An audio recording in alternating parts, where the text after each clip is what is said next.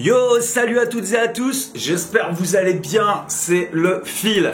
Alors, petite vidéo là sur les 5 groupes, enfin groupes artistes, hein, voilà, il y a des artistes solo et des groupes que je considère comme très importants au niveau des textes, au niveau de la vibe qu'ils peuvent apporter, etc. Voilà, personnellement, si tous les artistes pouvaient faire péter des trucs avec cette vibration-là, je serais vraiment content et fier de mon pays. Oui, de mon pays, parce que du coup, c'est que des artistes français que je vous ai sélectionnés.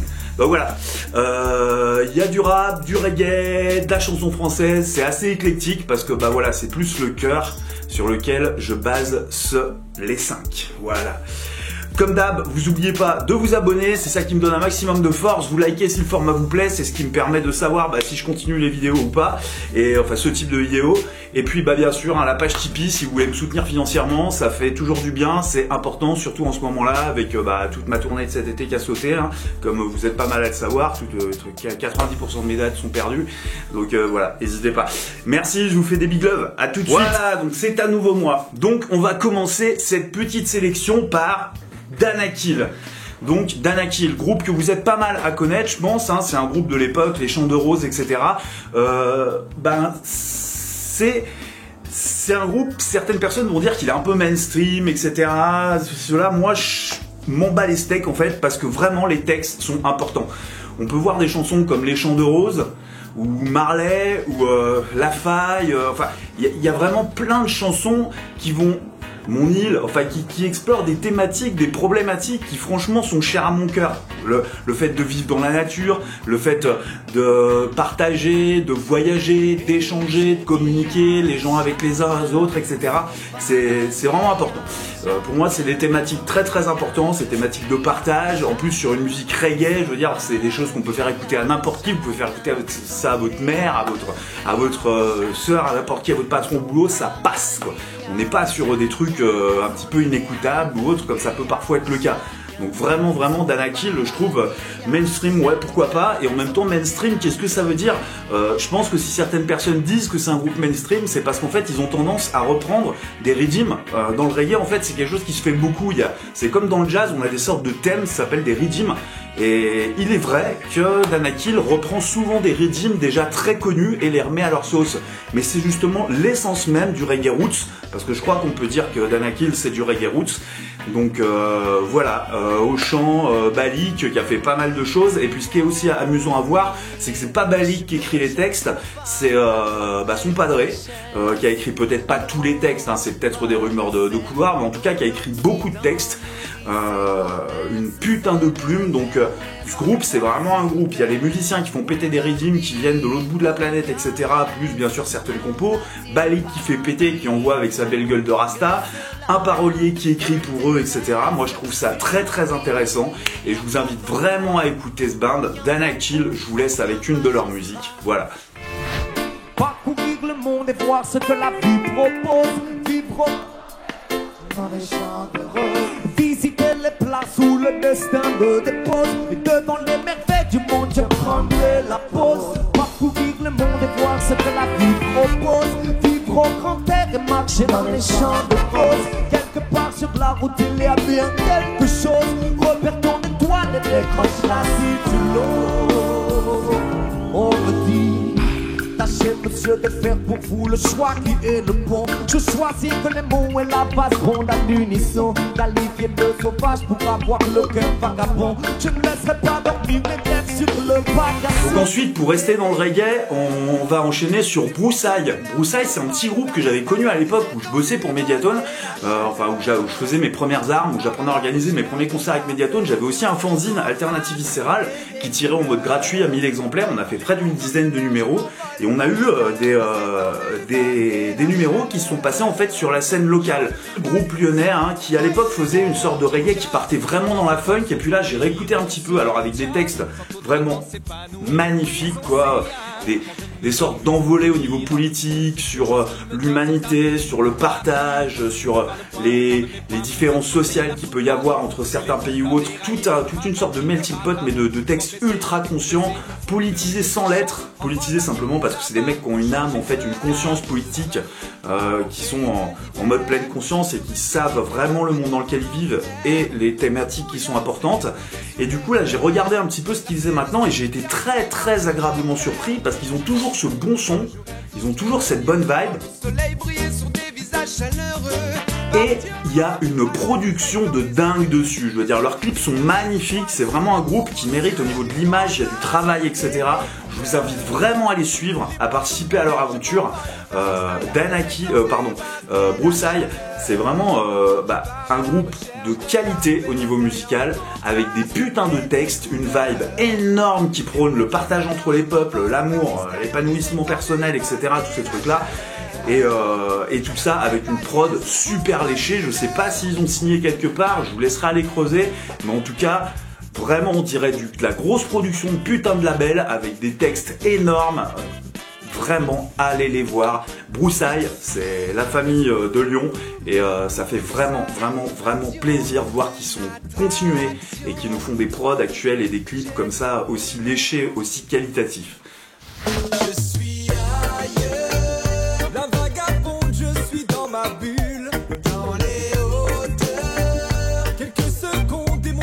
Bascule, je suis ailleurs. Dans mon monde, je prends du recul. Dans les hauteurs. Dans les hauteurs. C'est vrai, je suis souvent dans la lune, la tête dans les étoiles. Calé en haut de ma tour, au dernier étage. Ici, les effluves de bitume créent des mirages.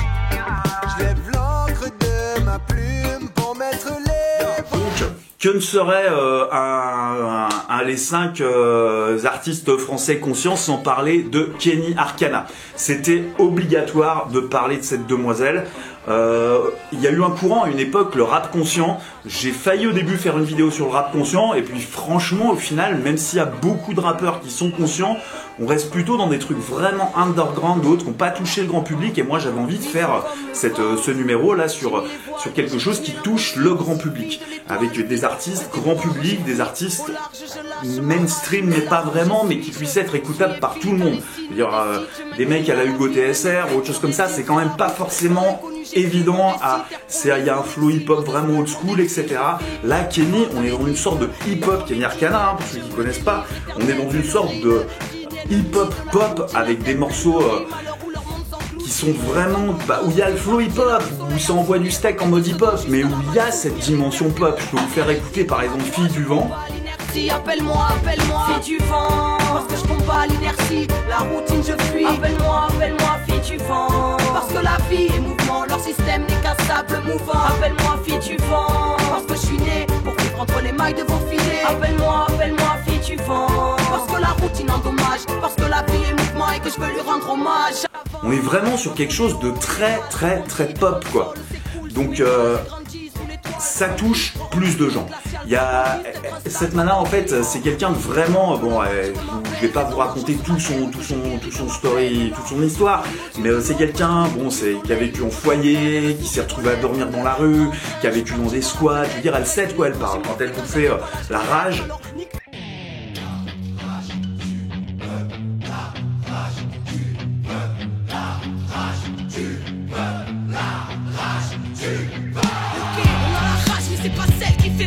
Demande à Fable avec là comme nos semelles sur les pavés. La rage de voir nos putains de travées, de vivre en travers, la rage gravée, puis bien loin en arrière, la rage d'avoir grandi trop vite. Quand des adultes volent ton enfance, pas imagine un mur et un poli la rage. Car impossible et cette paix d'en voulu la rage de voir autant de CRS armés dans nos rues.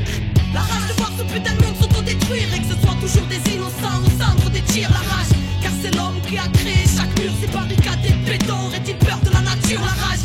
Quand elle nous met en place des morceaux révolutionnaires, quand elle nous dit que le monde va changer, qu'il faut qu'il change, etc., elle sait d'où elle parle, quoi, vraiment. Elle sait d'où elle vient, c'est pas du blablabla de ceci ou cela. Et c'est vraiment quelqu'un qui a eu un parcours, je veux dire, elle est partie de très bas, en étant vraiment pas forcément accompagnée, avec déjà de la conscience. Elle a choisi une route de confiance et puis de conscience, et elle a explosé. Elle a réussi à faire des scènes, comme elle le dit, elle a vraiment osé. J'ai écrit des milliers de rimes que j'ai sorties en m'écorchant les tripes. Gardez vos cases et vos titres sauvages parmi les sauvages qui nagent en regardant les clips. Je sens bouée de sauvetage, je nage dans l'immensité de la life. Prendre sèche ou au message, que j'oublie pas d'où sont nés mes palabres. Si je suis pas là, c'est que je me balade. Veillez silo sur le champ de bataille. Contre les mythos et leurs plans de bâtard. Moi aussi Babylone m'a rendu malade. J'ai osé regarder mes dos. Oui, j'ai traversé des déserts. Et j'ai suivi les toits. J'ai osé défier l'époque. Et j'ai osé croire en mes rêves. Quand tous veulent te faire rentrer dans les normes. Parce qu'ils ont inventé les règles. J'ai osé refuser les ordres. Oui, j'ai osé croire en moi-même. Elle a osé porter ses couilles, osé porter sa vibe. Meuf, avec une voix un petit peu racaillou, des textes qui vont limite dans le côté conspi, etc. Elle a fait un gros fuck, elle a balancé sa vibe et son truc énorme. Donc vraiment, je vous invite à aller écouter Kenny. Là, Kenny Arcana, actuellement, elle est en Amérique du Sud, au Chiapas, dans des favelas, dans des espaces comme ça, à la fois à voyager, à la fois participer à des projets justement d'ordre sociaux et social, etc. quoi. C'est pas quand elle part en vacances, la demoiselle, c'est pour créer du lien et changer le fonctionnement du monde. Kenny Arcana, comment parler de Kenny Arcana aussi sans parler de Rocking Squat. Donc Rocking Squat qui avait déjà tout dépoté avec Assassin à l'époque, je dirais peut-être dans les années 90, qui avait sorti Assassin avec notamment une chanson comme Touche d'espoir.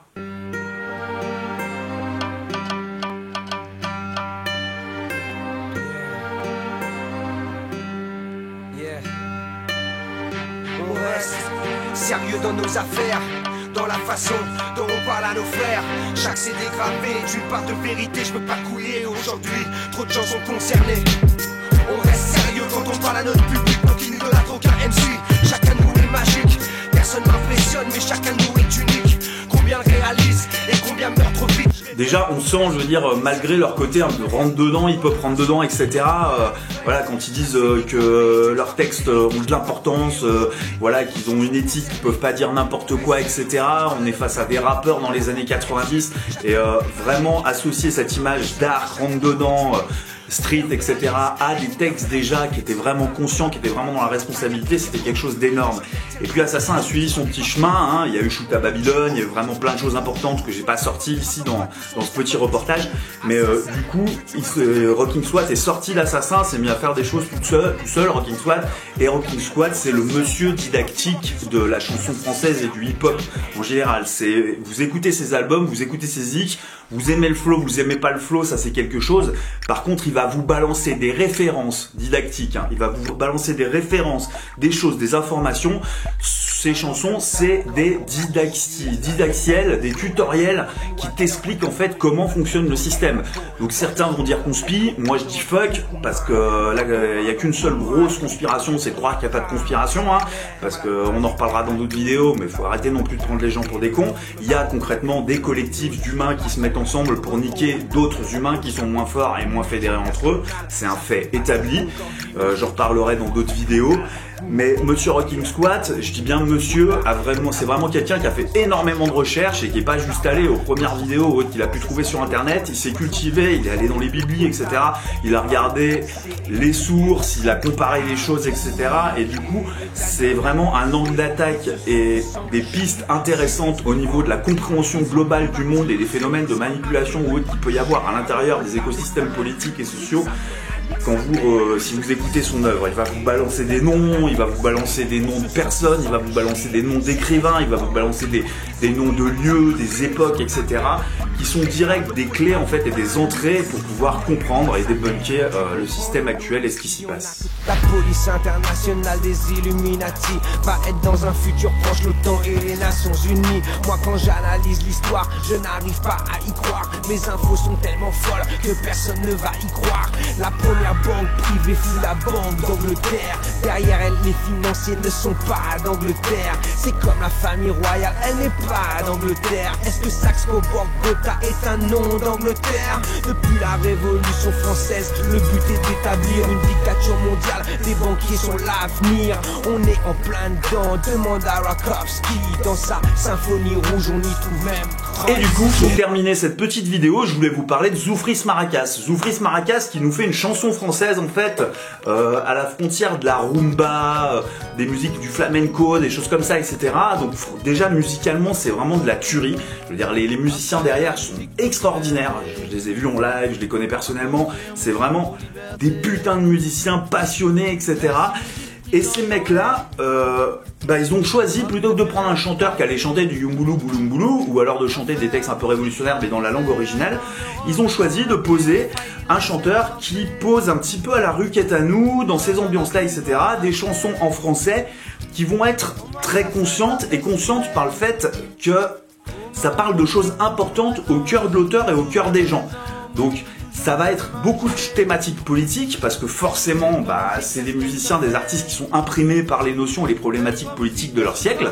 Donc il n'hésite pas dans ses chansons à dire fuck le président, des trucs comme ça, à faire des chansons où il dit qu'il faut révolutionner, faire la révolution, tous ces trucs-là.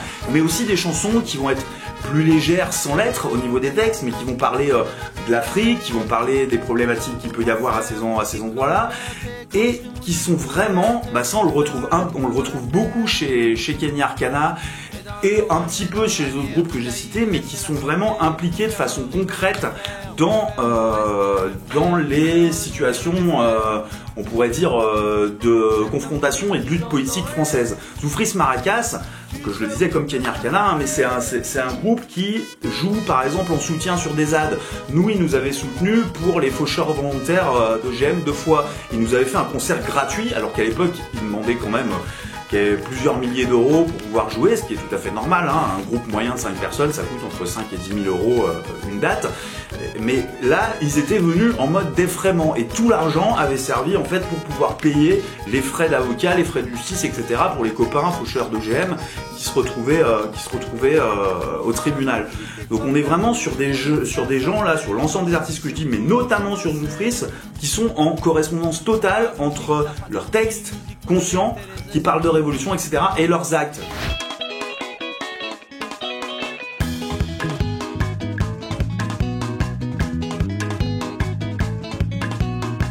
Si tu savais d'où je venais, tu ne me parlerais pas pour rien. Tu déposerais ton képi, tu me détacherais les mains. Tu me laisserais du répit, au moins jusqu'à après-demain. Tu me laisserais vivre ici, vu que toi aussi t'es un gamin de gamins. 6 milliards de gamins.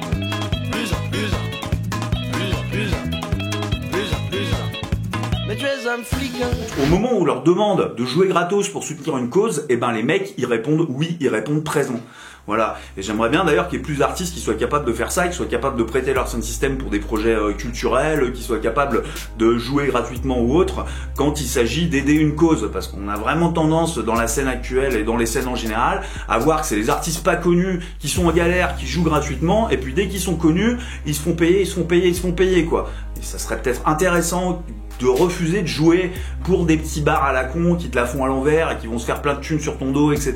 De refuser de jouer gratos, mais par contre, que tu sois grand, petit ou énorme, toujours accepter de jouer gratos pour soutenir des causes politiques et sociales. Je pense que ça reste quand même important. Sur une scène, on n'est pas ceux qui se mouillent le plus, hein. Ce qu'on peut dire, on peut dire des choses qui vaudrait procès pour n'importe qui. Nous on peut le dire sur une scène parce qu'on est des artistes, donc on risque rien quand on ouvre notre gueule, ou quasiment rien quand on ouvre notre gueule. Donc vraiment je pense que c'est important pour les artistes, au-delà de simplement ouvrir leur gueule, de pouvoir concrètement jouer gratuitement pour des causes. Ne pas jouer gratuitement par contre pour le bar du village qui va se blinder à vendre de la bière à ton public. Là c'est autre chose. Lui il doit payer, il a des conventions collectives à régler et à payer et à respecter, il y a des lois.